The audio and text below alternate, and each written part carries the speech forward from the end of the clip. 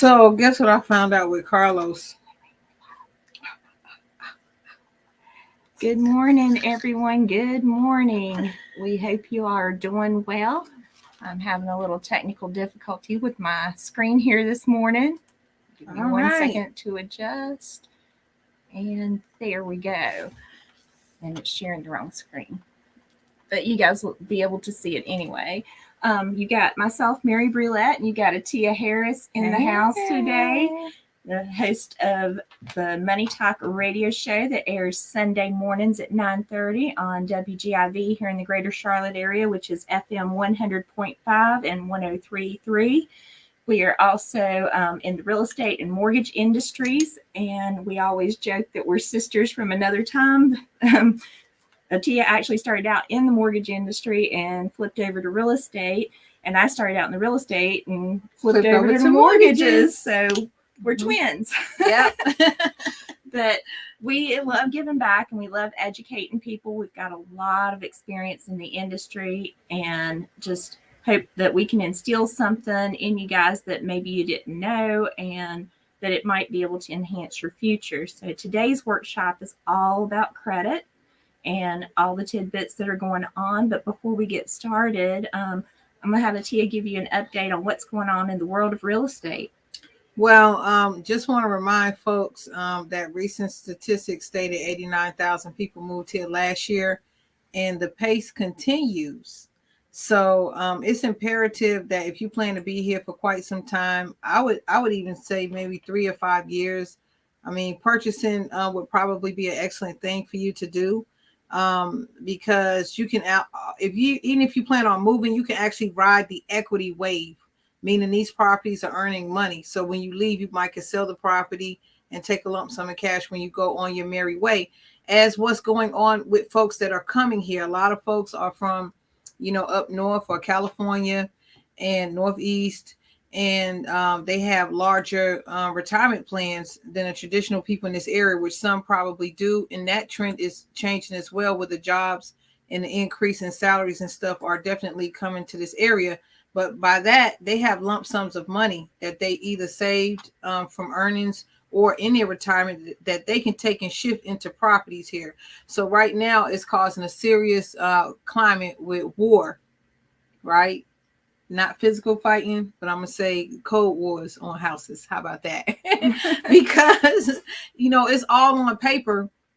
And what happens is oftentimes when you have a property that's existing, for some reason, people want this the most over new houses. And probably would like to do a public survey one day and find out why the preference is over existing versus brand new. Maybe it's for character purposes. Maybe they feel like the rooms are larger. It's made with better material. I mean, I don't know, but that seems to be the trend, unless you're in extreme high price point. If you're a little bit below that, then hey, everyone wants existing. So you have multiple people wanting one property, and I want to make it clear that if you're buying, it's best right now to buy here with a buyer's agent, which I am a buyer's agent. There are a lot of other buyer's agents around here, but you don't pay for the buyer's agent. All the sellers that sell the property, they are the one that agree to pay the agent fees. That is how it is traditionally in the market, and I believe even across America for the most part. I even seen some guy trying to dispute with the White House and the politicians on why is it that the seller has to absorb the fees when they're selling the property for both agents. Shouldn't the buyer do that? Just want to make it clear. I think that's because the buyer is trying to spend a certain amount of money to get in the property. And now the way things have changed, the buyer is spending even more money than before to get into the property. So you have the seller spending some for agents and the buyer again spending to get in the property. So that's kind of like, in our professional minds, a fair playing ground to a certain extent, depending on how you want to look at it. The sellers may disagree, but it is what it is, because I want you to have accurate expectations when you're actually out here in the market. Okay. So get a buyer's agent, because you're going to fight in this market. Okay. And listen to what the buyer's agent tells you, even if you don't like it, because the buyer agent is going to tell you things like put up a lump sum of money up front. And a lot of people are not used to that, because it was a buyer's market. So when it's a buyer's market, the seller is throwing everything, giving everything to the buyer to help them get into the property. Okay. This is not a buyer's market. It is a seller's market. Okay. So now the buyer is catering to the seller. Okay. So you're up against not only those people that are migrating here, okay, but you are also up against cash investors, right? Recently won a bid on a property. And what happened is we got lucky because my client went to see the house, and the house was brand new, but it wasn't a big builder, it was a small builder. And the builder happened to be there, and he happened to like the demeanor of my client, and that's how we got the property. So I want to say attitude is everything. They made it clear they had multiple offers on there. They had cash offers on there. But if she wanted to make that her home and she was going to live in it, they would preference for someone to be in there happy, making it their home, versus, in their opinion, giving it to an investor. Maybe they give some of their other ones to an investor. But if she wanted it, she was so pleasant, we really want her to have it. So we're seeing things now, like when you have a property listed, Mary, people are writing letters. I seen one agent say, please send me no letters. They're begging, for the houses, begging letters is what we're calling, like, oh, my client has 2 dogs that would love to live in his house, blah, blah, blah. It's all kind of things going on right now for with these agents trying to help you get into a home. So yes, if you have to put a lump sum down up front, you're going to get a credit for it when you close. You're not going to lose it as long as you close. And also want to make it clear, I'm going to be quiet in a minute because it's about credit today. I want to make it clear that you don't need to bid on anything that you have no intentions on closing on. Don't even play with it. You know what I'm saying? Even if you encounter problems with that property, be in the mindset that something has to be worked out for those problems to be fixed. Because the way they have it set up now, you can actually lose a lump sum of money like that. Do not bid on anything, and do not be scared to overbid. So that's an update on what's going on in the market. Of course, everything starts with credit.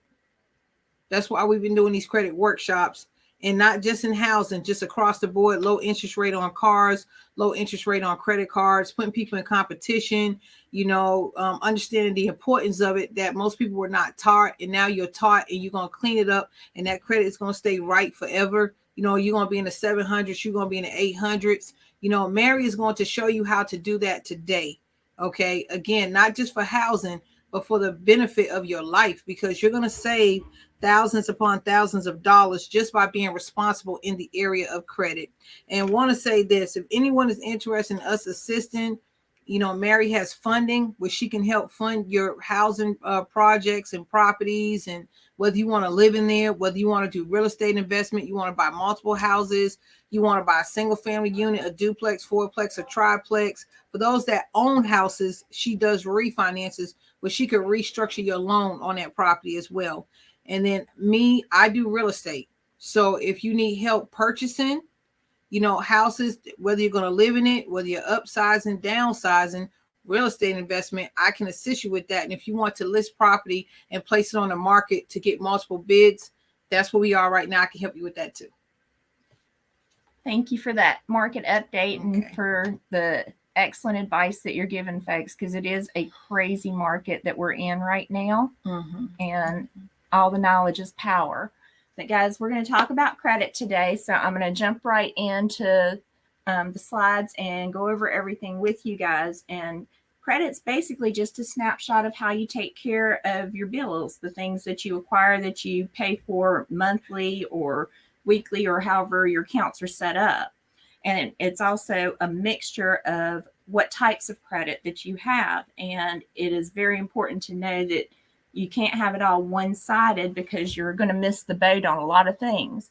And this is where I see that a lot of people end up with the lower scores, and they're like, what do I do? How do I get out of this funk? Or, other lenders will look at it and tell them they don't qualify because they're seeing the number. But in reality, it's not that you have bad credit. It's you don't have the right mix of credit. So we teach these classes so that you understand what credit's made of. And guys, if you're watching and you have questions, please type questions in your chats, and we'll try to answer as many as we can. And, let us know that you enjoy the information or you find something useful.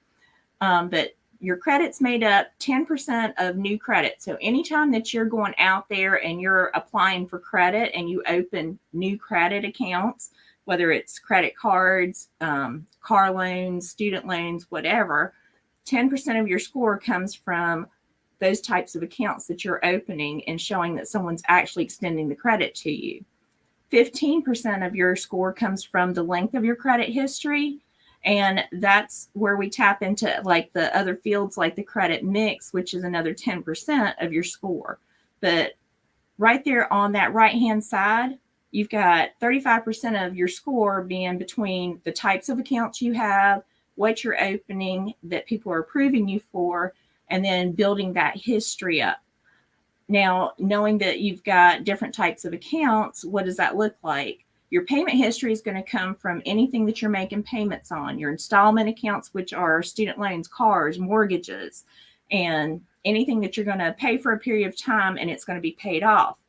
These are things that you don't necessarily have control over, because whatever you're purchasing, whatever you put into the finance piece of that you're not putting down on that item, is what you're paying off, and the loan is set up as just that. You can't control utilization. It's not going to be something that you can say, I'm going to do this or I'm going to do that. The only thing that you have control over is making the payments that you agree to on time, and if you decide to pay extra on it to cut down some of the interest over time. That's where credit cards come in, because that's where you're actually going to build the length of your credit file. If you had a credit card and you paid it off completely, but you've taken good care of that account, it's not closed just because you paid it off. It's still there that you can tap into it and you can use it over and over again. And so that's the piece of credit that you actually can control. And that's what I always look for when I see the low scores, to see, are you using credit cards? You either have them or you don't have them, and that's where your scores get a little off a little bit. If you have them, a lot of people think, oh, we've got to use the cards, which is true, but they don't understand that you don't have to max it out. And when you max it out, you're not getting points for it. So anytime that you go up to 50% of what your limit is, so if you had $1,000 limit and you spent $500, you're not getting points, because they want to see, are you going to continue to spend on it? Are you going to end up over the limit? Is it going to get you in trouble when you end up paying late or getting behind, or maybe not even able to pay it all? Or are you going to pay it down? So they wait to see how you're going to manage that before they start giving you score. When you're getting new credit or you're rebuilding credit, I teach people a 10% rule. Everybody in the market has heard, well, I should be at 30%. 30% is when you have an established credit card, which means that you've had it for more than 2 years and you've built history on it that's good. When you're rebuilding or you're starting out, you want to do a 10%. One, it's not going to get you in trouble, because everybody that is missing it has told me that some family members told them, if you can't pay for it, don't buy it. That's true. If you can't pay for it, don't buy it, but it doesn't mean don't use credit, because it's not going to give you a score if you pay cash for everything. So if you're going to go out and you've got to get gas in your car and you've got money set aside for that, you can put it on a credit card to use that 10% piece of it, let it ride for the whole month. Your money's still sitting there. The bill comes in, you just pay it, and then repeat the process. You're using the credit just enough that they have to report you because there's a balance on there, but it's not so much that it's going to get you in trouble. So the way that I teach it when I've got folks live in class is I'm going to use Tia and myself. We've got the exact same credit profile, our accounts, everything picture-wise is the same. We both get $1,000 credit card, brand new. Tia is frugal. She's like, I've got kids to think about. I can't go out and just spend. This is for an emergency only. So she puts that in her purse and she doesn't use it at all. And then I'm like, oh my goodness, I've got this hot date tonight. I've got to get a new outfit. I've got to get my hair done. Maybe I'll go get my nails done while I'm there. And I end up spending $500 before I realize it. Which one of us would get the points? And what do people always choose, Atia? Well, the one who gets the point is going to have a small balance, right? Well, they're going to have a balance. Okay. Keywords that she just said, a balance. So in our scenario, neither one of us gets points. So Tia's not using it, so they're not making any money off of her. They're going to wait until she uses that card to give her points. They're not giving me points because I've used that 50% markup right off of the bat. And they're going to wait to see how I'm going to manage that account before they decide if they're giving me points or not. So that's always the catch-22. And I try to teach people that before they get into credit card trouble. And you'll find that when you teach yourself to use just 10% and you're not used to using credit cards, you'll never get in trouble with it. You just do one habit once a month that you're used to doing anyway. Put gas in the car, put it on the card, then wait for the bill to come in. Pay it with your normal bills and make it work for you. Now, things that affect the score outside of not having the right accounts are life happens. In the world that we're in, with everything being on the internet and out there, and it's so easy. I mean, if you search mylife.com, you'll learn more about yourself than you ever knew. You'll be like, oh my goodness, I didn't even know I did that. Mylife.com, wow. Yeah, they put it all out there. And I mean, you can find everything down to people's social security numbers on that site. It's crazy. Wow. It's a scary site. And so people who are like hackers and stuff, they have too much time on their hands, especially in the world that we're in right now where people are working from home and they're on the computers all the time. Identity theft has been a huge issue. Even the credit bureaus have been affected by this. So things like this are out of your control. There are also things like late payments. And with COVID, late payments have gone from where they might hit your score 5 or 10 points to I've seen 50 to 100 points for a 30-day late. So we understand that life happens and that things can get out of your control. People get sick, people lose their jobs. But if you can understand how credit works, there are things like the credit cards that you can use to manipulate your scores to get them back on track once you're recovering and things are back to normal. There are companies that can help you with identity theft. LifeLock is one of the biggest ones that people use out there for monitoring. But as crazy as it sounds, while I'm not a fan of Credit Karma for the score, it does have a lot of positive perks to it. It teaches you how to use your credit because you can see your score go up and down by the things that you do credit-wise, like spending too much on a credit card or paying bills or paying extra. It'll pick it up in live time, even though your accounts are not actually being reported to the bureaus that way, so that you can learn how to manage it. So it's kind of like LifeLock with a score attached to it, but it'll monitor and it's a free service. And it also has alerts that you can set in there to let you know if someone's using your card without your permission. I can't tell you how many times, even myself has gone to the gas pump and you put your card in to pay at the pump. And the next thing you know, you've got all these charges coming from someplace you've never been. And someone has read your card from that machine, taken that information and tried to use your card. When you've got the monitoring services in place, you can have them ding your credit so that if, say, mine's set for $50, anything that hits over $50, it sends me a notification to say, hey, did you do this? And then I know right away if I'm sitting here at the office and something hits, I might need to call my card and cancel it or put it on hold until we figure it out so that you don't get hacked and get into these troubles. And, things that affect our credit today, the hard facts are when you don't have money that's going up every year the way that inflation's going up, credit can become an issue.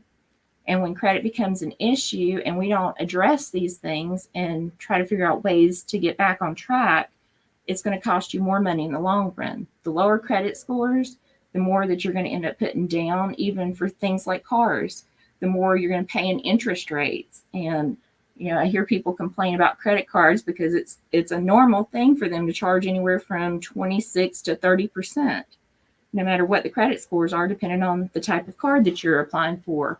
But when you go to buy a house or a car, you don't want to pay those kind of rates.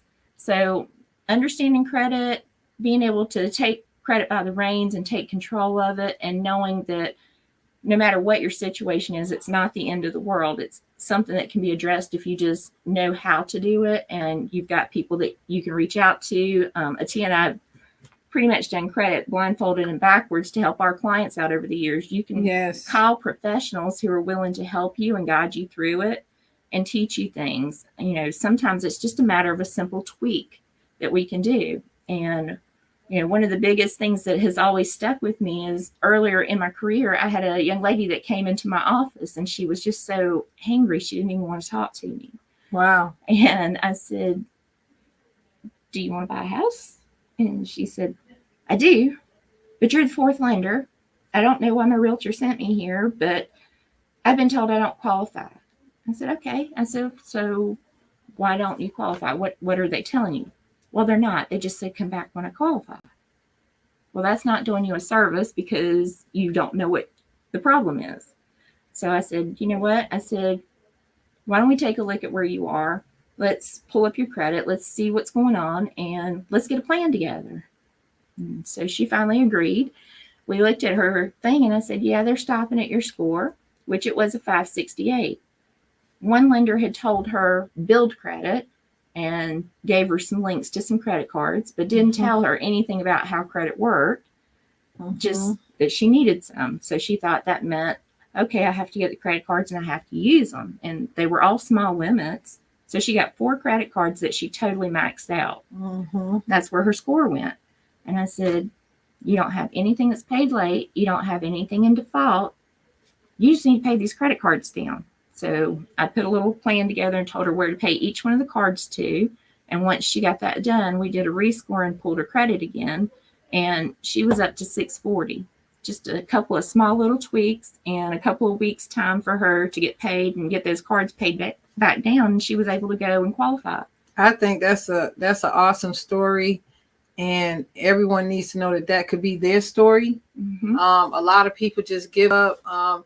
We're not here to help you think negative. We're here to help you think positive. I want to say that the glass is half full, that you can do it, and that there's a game plan for everybody. Exactly. And it just starts with understanding where you are and what needs to happen to make it a good situation for you. I have people that come in all the time and tell me, oh, you know, I don't want to waste your time. I'm just not qualified. Oh, it's really bad. Before you pull it, I just want to put that out there. Well, credit's that skeleton in the closet that nobody wants to talk about. But sometimes it helps to talk. It's like any other issue that you have in life. If you talk to the right person, you might find a solution. And that's what we're all about, is helping you find those solutions so that you can get back on track and not get the higher interest rates or get denied for credit and lose hope that you can ever do anything.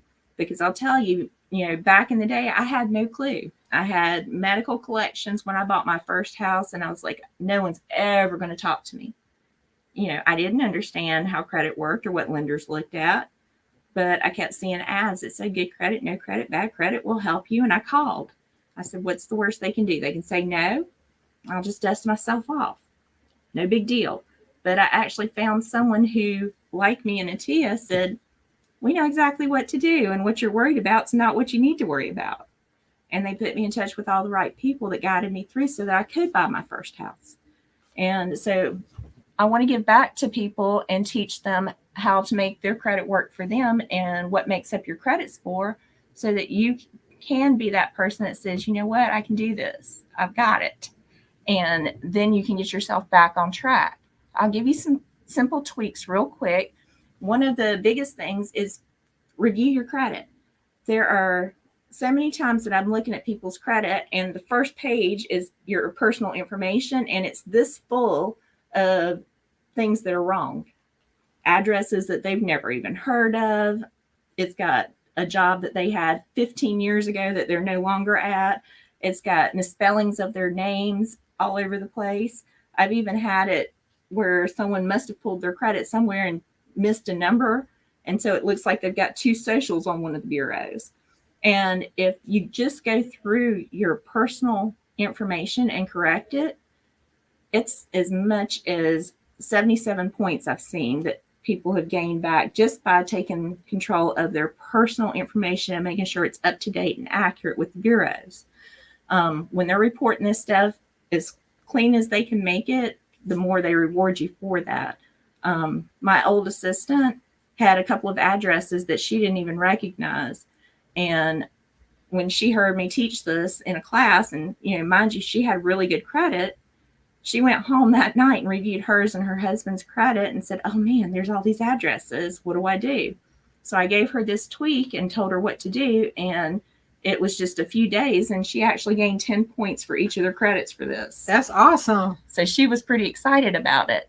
The bureaus don't like you to have their secret fax numbers, but here's their secret fax numbers. So you guys take a picture of this screen and take this information down, because it's something that they don't publicly put out there, but you can reach the bureaus by fax. You don't have to snail mail and wait, 30, and in this market, 45 days to get this response. You fax it to them and it gets done in a matter of minutes. So definitely want to have this put out there so that you guys can share this. Share it with your family, share it with your friends. It's a little free trick to help boost their score. Another thing that you can use if you do not have a fax machine is a service called faxbetter.com. The free portion of it, they actually will give you this weird fax number for somewhere that you don't live, but it's still a fax that goes to your email, and you get confirmations from it, and totally free service. You can PDF or put it into a Word format, say, I need these things corrected, and spell it out and fax it right over. That's awesome. And then we talked a little bit about the credit cards, but I just kind of wanted to put it out there again. Utilization is key. So if you've got the lower limits, you want to keep the lower balances, especially while you're trying to boost scores. Use it just enough that it actually is going to give you the most points that you can get at each interval. Another secret tip is secured credit cards. And it doesn't matter where you are with your credit life. This is something that could absolutely help you. And the reason is if you went out and just applied for a straight credit card, it sometimes takes 6 months before you see the benefit of that, even though it's reporting every month on your credit, because there's no skin in the game per se that says you're not going to default, you're not going to pay late, you're not going to overuse it or what have you. And so they're not going to sit back and just wait to assess it. With a secured card, you're actually going to give the company a deposit. That deposit becomes your credit limit. And then you just work it the same way, 10%. And by doing this, there is nothing that they are risking taking a chance on you. So they automatically are designed to give you points. If you defaulted on that card, your deposit's your credit limit. They already have your money. So it's a great way to get a quick boost if you need one. Or, sometimes it's not that people have low or bad credit, but that little boost could get them to the next level where they get a better interest rate on a loan. So just some little things that you can do that's out there. And there is a card that I can give you. It's a credit builder card. It's done through First Progress, but going through the credit builder card link that's on your screen actually will give you a deal where I can't even talk this morning, guys. It will report 6 times a month versus 1 time a month. So normal creditors, they're going to update the bureaus 1 time a month. So it's not live time like you see when you're monitoring your credit. They package it up in batches and they send it over once a month to update your scores. And that's why you'll see sometimes one bureau will have updates where the other one hasn't gotten it yet, because it's how they update to send to that bureau. But this particular card is going to update 6 times a month. They start with a $200 deposit. That $200 becomes your credit limit. So just use $20 a month and make sure that you never let it go to zero.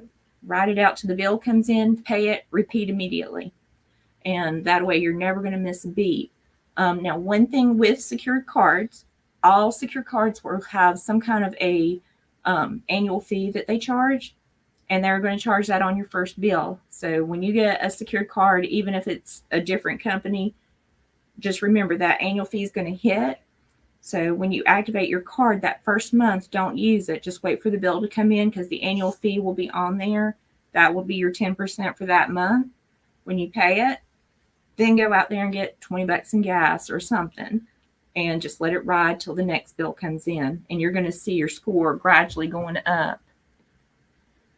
And my thing's not working again. There we go. And so this is one of the monitoring services. This one's actually Smart Credit.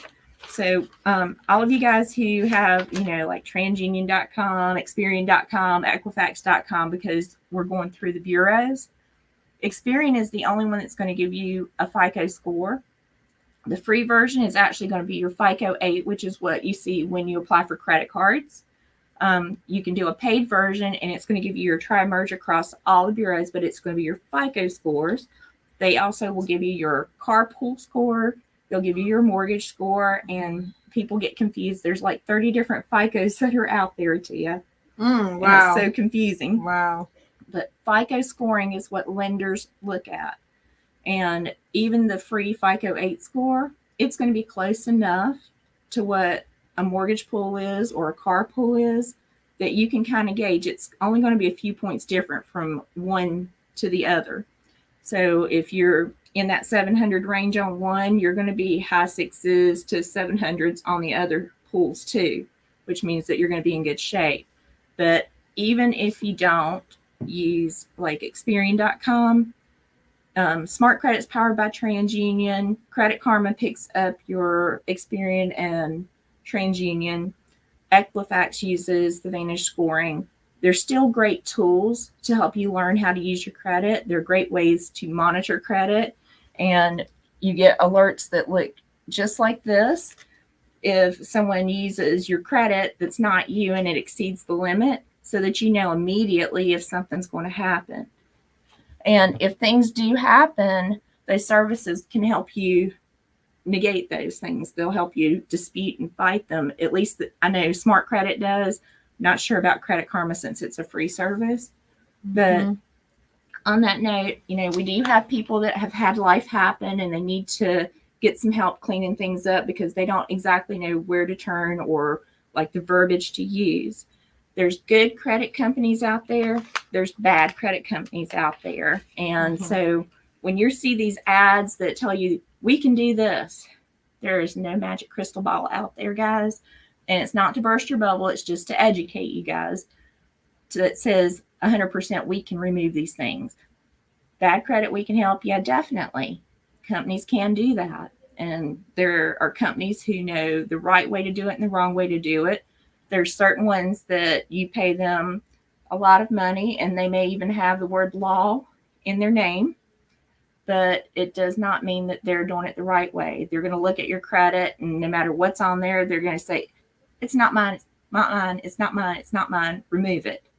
That's not how you remove credit things. That's not how you get to the bottom of things. And the reason is your Equifax, TransUnion, and Experian are only credit providers. They report whatever is already out there somewhere.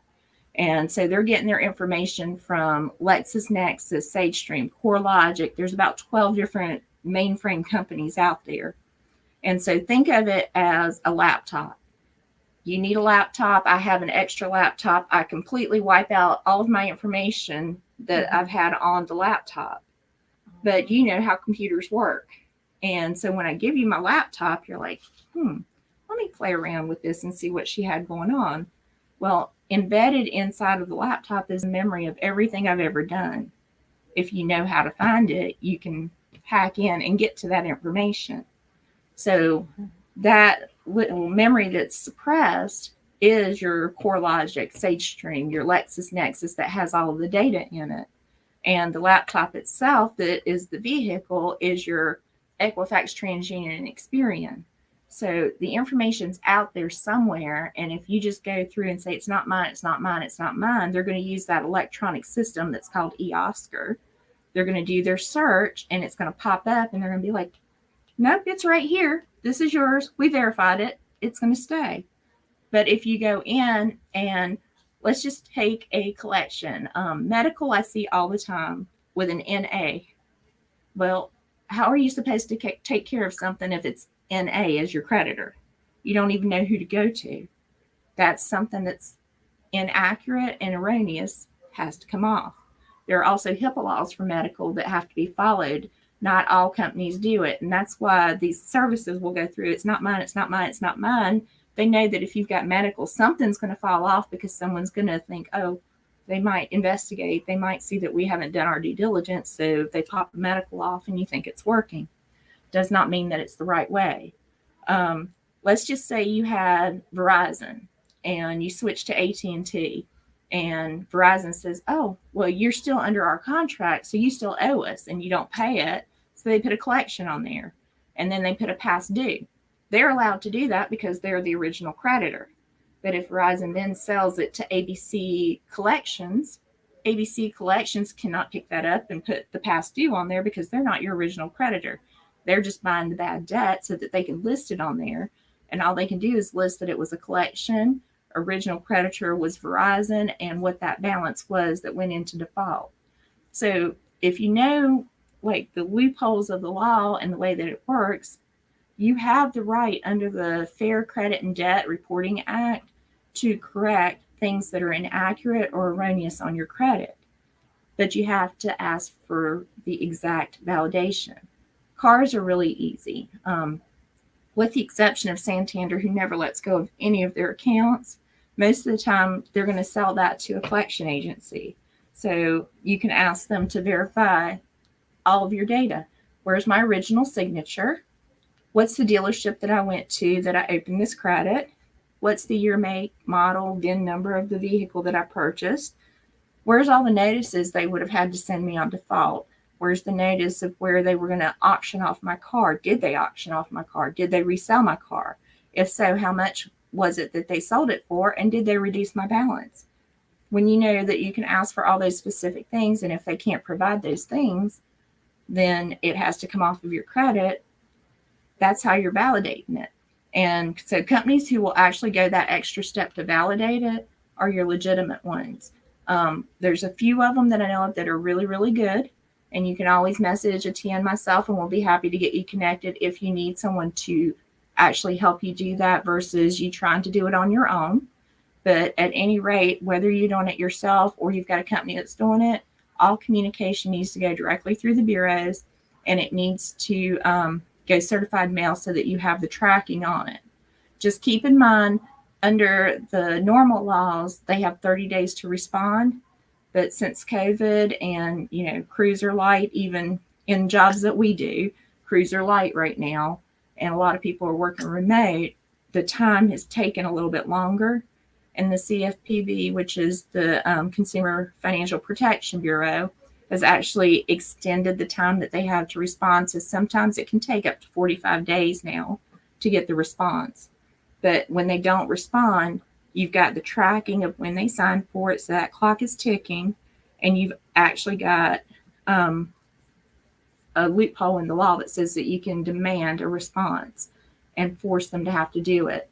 And then it's key to make sure that you're not just using the electronic services, but they're actually going to those creditors and asking for the things that you're requesting to validate those debts. So if you do use a company, this is something that I like to instill in people so that you know the right questions to ask to make sure that you're making a good decision before you waste money and time that, could be valuable. We've got resources that are out to help you. And one of them is a book that Atia and some of our group have put together with our knowledge that we've instilled. And it's available on Kindle and Amazon. If you're here in the local Charlotte area, I usually have a couple of extra copies laying around that I love to hand out. Just connect with us and we'll be happy to get you a copy of that to get you some information. And you guys, we really appreciate you watching today. We hope you've learned something. We've got our numbers up on the screen. Reach out to us. With Atia, she's running crazy all the time, so text is always better so we don't miss anybody, because we can always go back through there and make sure that we've got you. But we'd love to connect and help you, guide you, answer any questions that you may have. And, stay tuned. We'll have more of these workshops coming soon. Any last words, Atia? I just want to say I appreciate you guys taking some time out in your life to do something positive to advance yourself, because that's what this whole workshop and seminar is about. And feel free to call us for assistance. She gave a wealth of knowledge here today, and great guidance on how to actually tackle your credit yourself. But I do know that some people, even though they can do it themselves, they don't have time. And so that's where the professionals come in. So you can always call and affiliate with us and talk to us, and we answer questions for free. But I'm not opposed to, good credit repair, assisting you. And I look at it as your credit repair personal assistant to get you where you have to go. And I just want to say, last thing, and I said this to a good friend of mine not too long ago. Okay. If you want something different, you have to do something different. Yep. It starts. That's my Albert Einstein quote. If you want something different from Atia Harris, I'm telling you, you have to do something different. So change your steps and change your life, guys. And if nothing else, tune in tomorrow morning, WGIV at 9:30 a.m., 100.5 and 103.3 FM. We'd love to have you listen and learn more things. We always have a lot of knowledge that comes across. So see you next time.